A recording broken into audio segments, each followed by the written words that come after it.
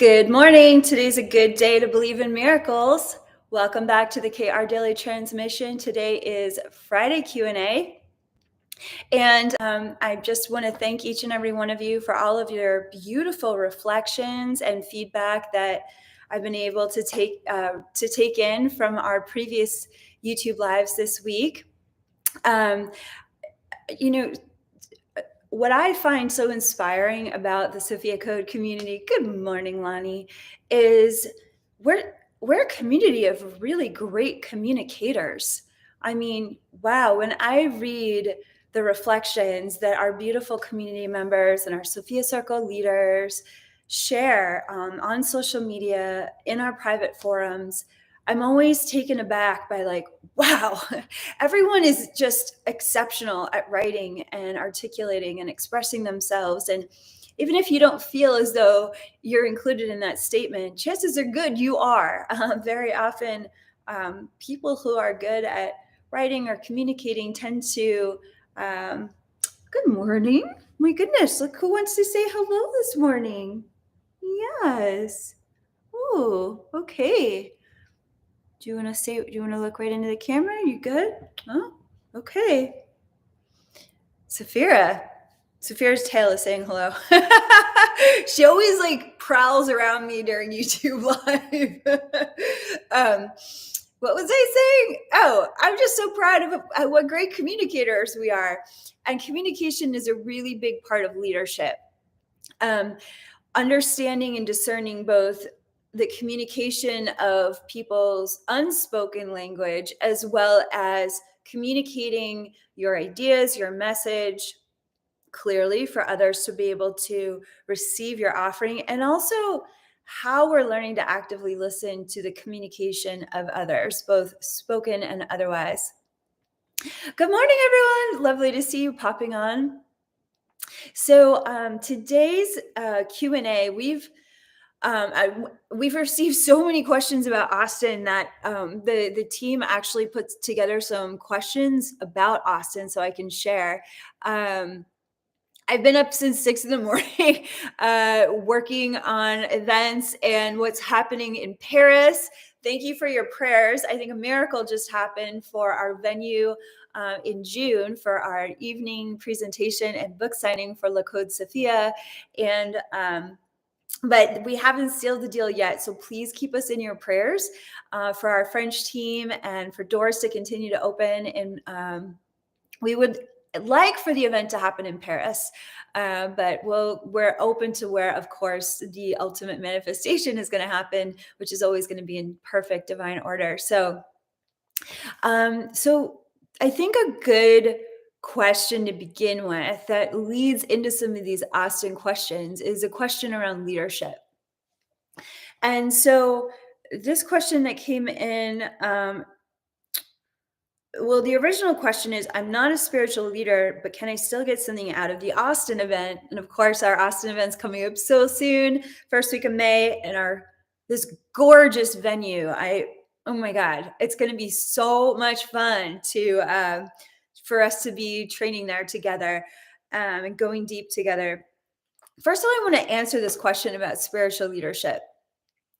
I personally believe that when you step into your divine purpose, you are stepping into service to others.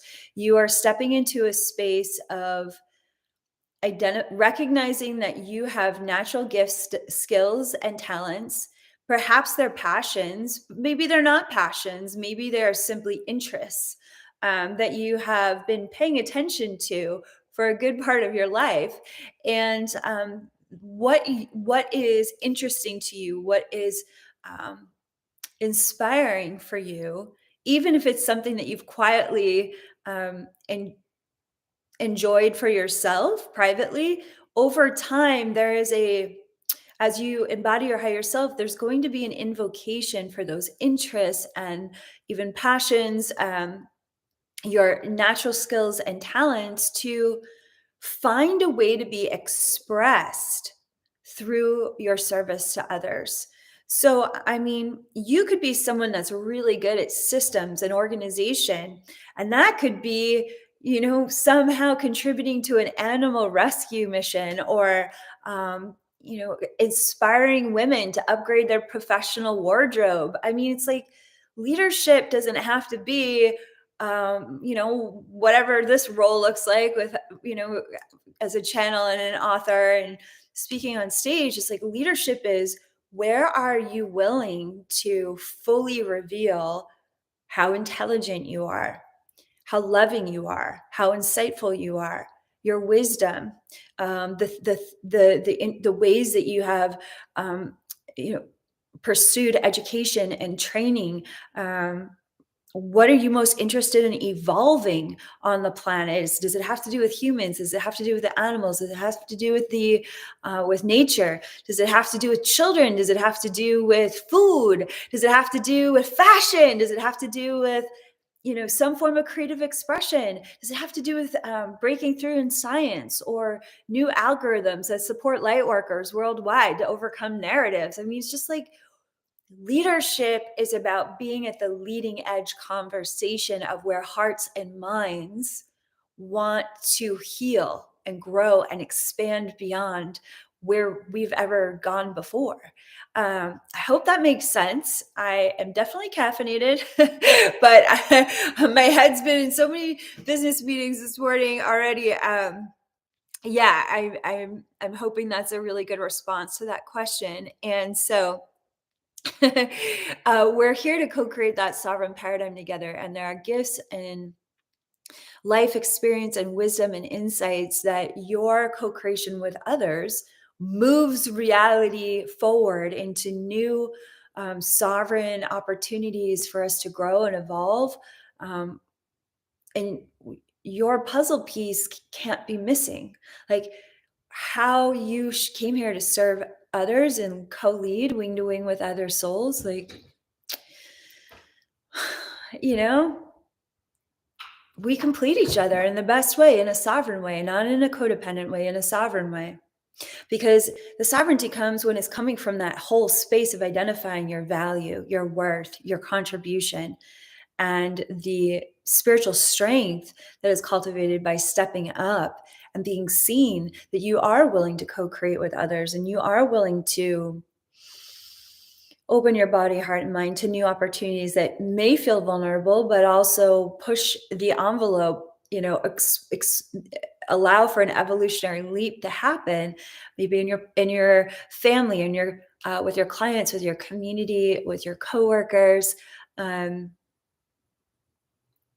Leadership is always asking us to become vulnerable to where we can expand to next. And that, in theory, sounds heavenly. And in many ways, it is, because we have to connect with heaven to be able to step into that kind of expansion, the heavenly consciousness of Christ consciousness. But when we truly commit to that expansion, it means we also have to take divinely guided action steps that are, bring us to those vulnerable edges of reaching out to people, having conversations, communicating with clients, maybe stepping into marketing that we've never done before.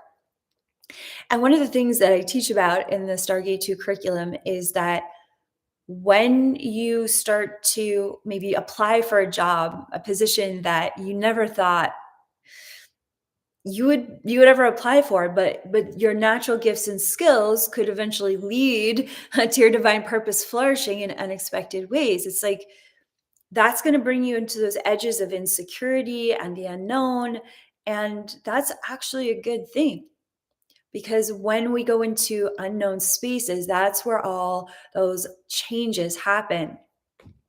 I used to mentor with an elder named Eagle Bear, and Eagle Bear used to say, when we would go to her church's ceremonies, the only thing that's going to change, honey, is everything about your life. And I love her so much. God bless your soul forever, Eagle Bear. And, that's how I feel about leadership in general. The only thing that's going to change about your life is everything when you step into leadership. And if your leadership is coming from that like pure-hearted space of fulfilling your divine purpose, your life's going to change for the better. Everything that's not real or genuine about your life is going to fall away. Thank God. and it'll probably start to fall away pretty quickly. And so this is why we create a spiritual community support system, a container for all of our leaders worldwide to find recognition and healing and support with one another through that mirroring process. That, like, yeah, when you put your feet on the path of embodying your higher self and showing up to serve the divinity, the awakening, and the evolution of others, the heart, yeah, it creates a lot of change, a lot of unexpected change. It creates a lot of opportunities to doubt yourself. But in that doubt, you discover your true strength, your courage, even your creative genius. There have been a lot of moments over the past, I think, let's see, December, January, February. Yeah, oh my God. It's like been 6, almost 7 or 8 months now. There's been so many moments where I've been like, oh my God, am I crazy for producing so many events this year? And yet it was the vision that I received um, to do it. And I'm not,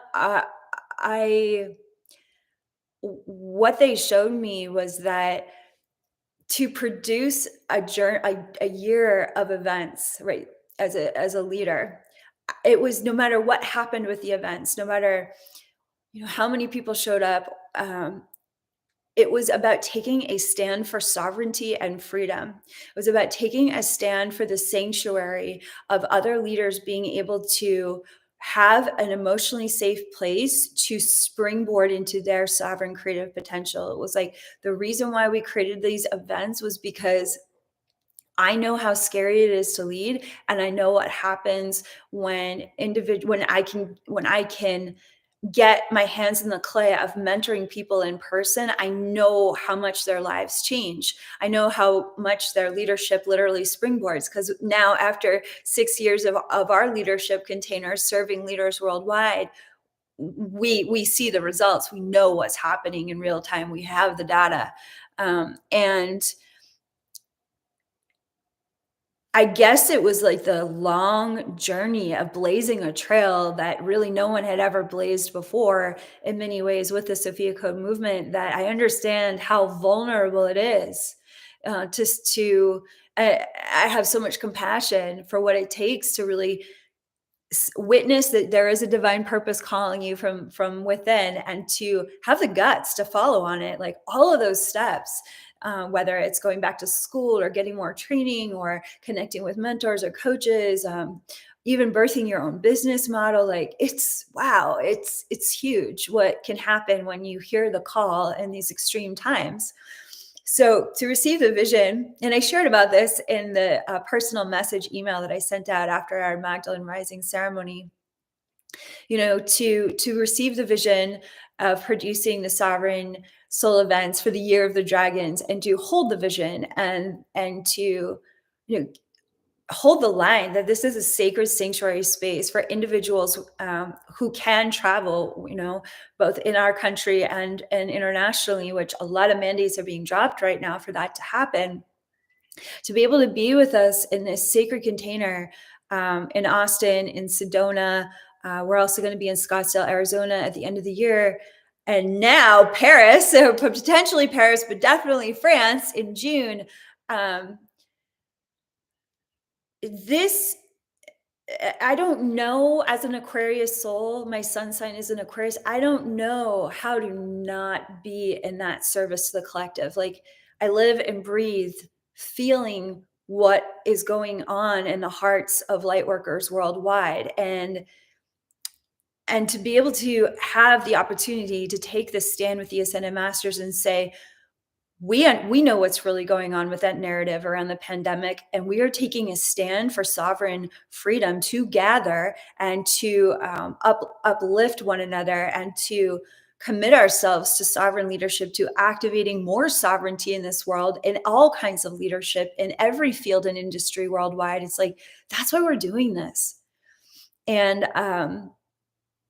to embody that to such an extent that we pray that this hopefully inspires the courage of other leaders to take divinely guided action steps in their own platforms, in their own careers, that also, co-create that sovereign change alongside with us. So we're doing everything we can to raise the bar of sovereignty and for to create those sanctuary spaces that provide real, authentic, professional training that's 1,000,000% life changing in every way. Good morning, everyone. Everyone, yeah. If you haven't heard, we're going to be in France in June. We just found out, and we're still looking for the venue. And as soon as we do, we're going to announce the date for our presentation. And if you'd like to make sure you get that announcement, please be sure to sign up. Let us know at contact@kaira.com. So our question about event, one of the questions for our upcoming event in Austin is, what is the meaning of the fire dragon, and why did you pick that for Austin? Speak about the fire. Please speak about the outdoor fire ceremonies. Okay, so cool question. Part of the vision that I received for 2022, which I named the Year of the Dragons after receiving this vision, was that just as we have to activate the divine masculine and the divine feminine to experience the totality of our sovereignty, when we work with the elements, and we have the 5 elements here represented, which are earth, water, fire, earth, water, fire, air, and metal, which are each elements in Chinese astrology that really express the kind of alchemical unification of the soul's journey in human form. And so I decided, after receiving this vision, that every event could be consecrated to going deeper into the teachings of these elemental divine forces that already exist within us, that's supporting our intuitive and psychic abilities as well as our natural leadership.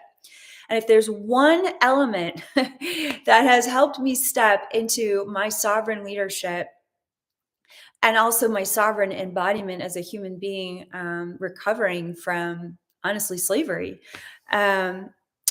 it's fire. I've been burning things down physically for a real long time and connecting to what is this holy, sacred energy of fire.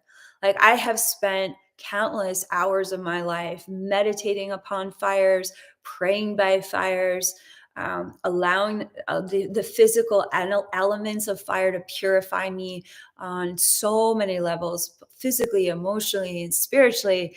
And using fire as a part of my invocation for, quantum leaping. What are my next steps? Not just healing, but also empowerment. The fire dragon teachings are going to highlight for us the kind of soul fire that is necessary for embodying for the marathon of your leadership. Like, one of the things I teach in the Stargate curriculum is that your journey of leadership unfolds over a lifetime. I think a lot of people think about leadership in some kind of short-term context, because it's a lot to take in. That leadership is a lifetime commitment to service, and it's going to evolve. I think because the journey of leadership feels so, at times, intimidating, we want to try to control it with the ego structure wants to try to control the vision of what you think leadership is with some sort of linear timeline. But the reality is, which I share a lot about in the Stargate 2 curriculum, is that leadership is quantum. When you finally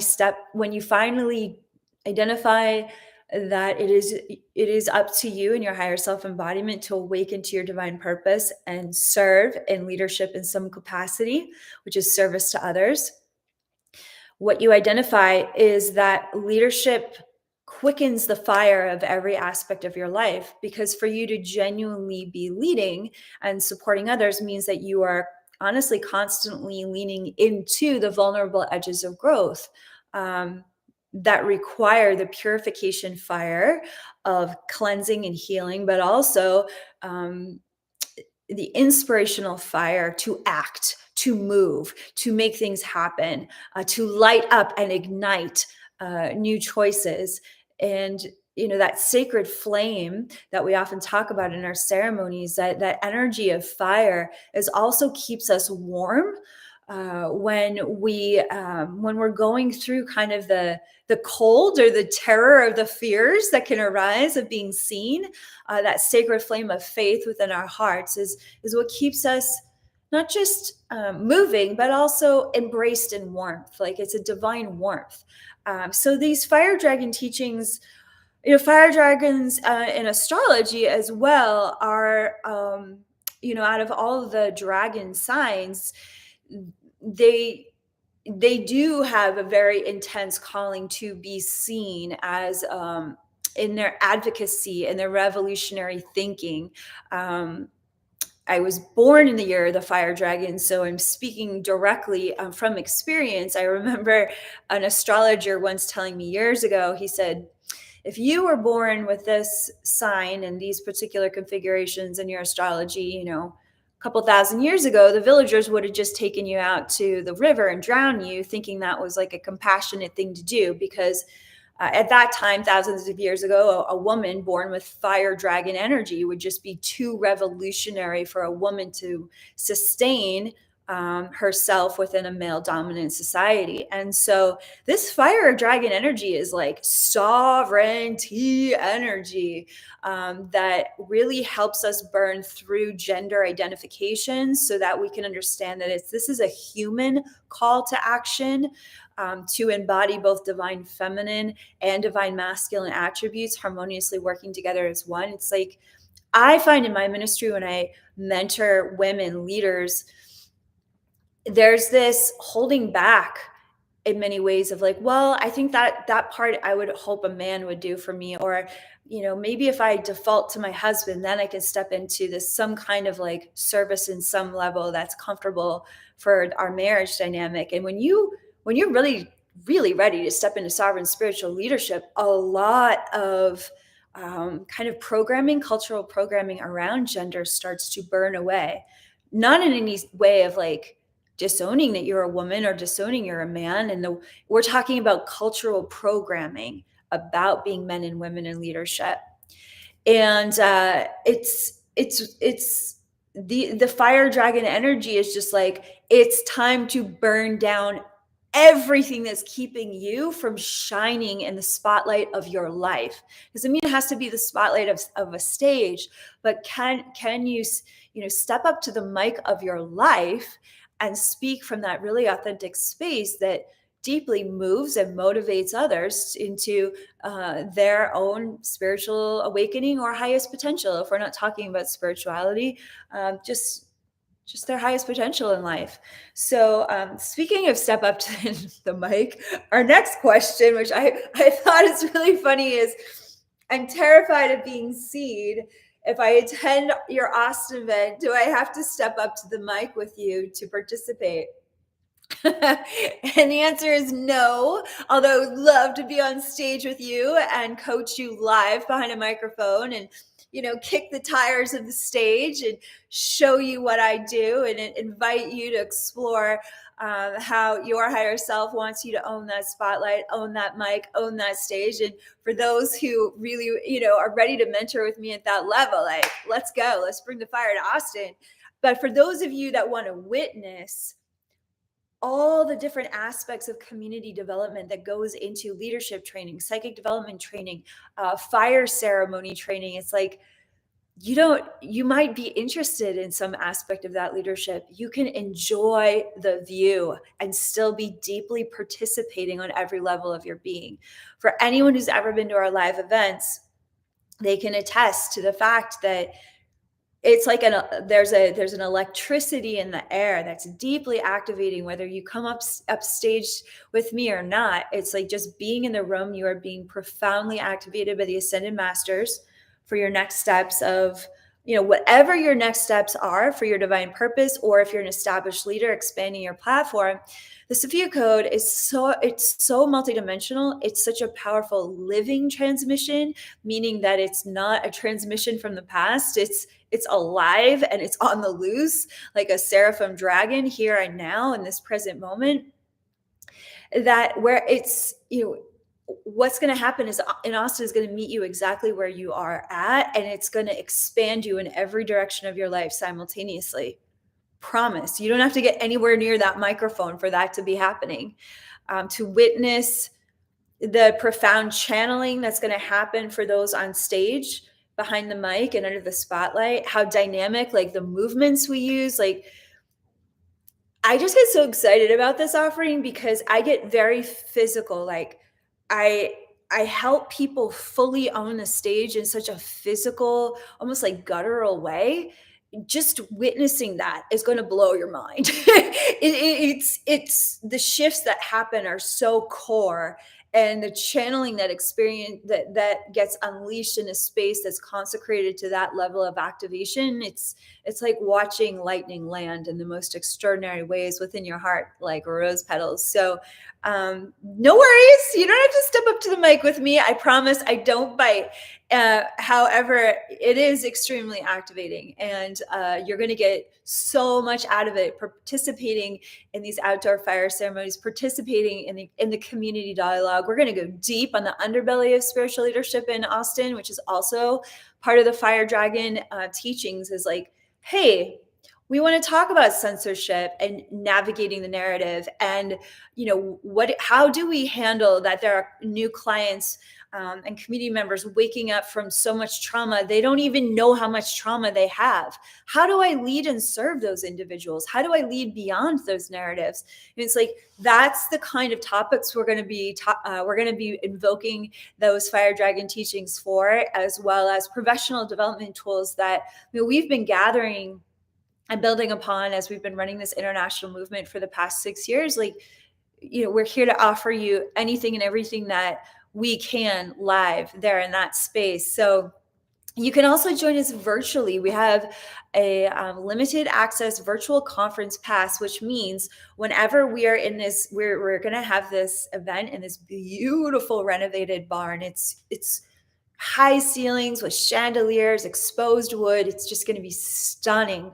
And so when we're in that inside space, which is a good part of the day, there will be a virtual broadcast about the outdoor fire ceremonies and several parts of the community dialogue that's happening outside. That won't be broadcast. It's too much for us to be moving video equipment in teams like that. So the virtual access pass will get you inside a good part of the conference. And if you can join us live, those outdoor fire ceremonies, it does give you an opportunity to get on stage with me live and to experience the profound activation of what happens in a community context. I mean, a big part of why the Ascended Masters want us to keep modeling this for you is for those of you who are running your own platforms, you can see the difference of what happens when you are offering a leadership training through the context of Sophia Christ consciousness. This is what happens when we are,